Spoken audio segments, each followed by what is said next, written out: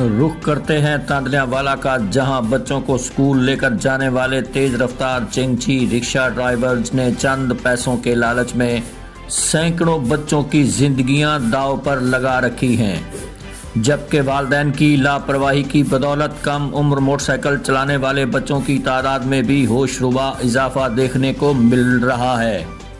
हादसात में कई नन्ही जानें ज़ाया हो चुकी, इस पर रिपोर्ट कर रहे हैं मोहम्मद नईम।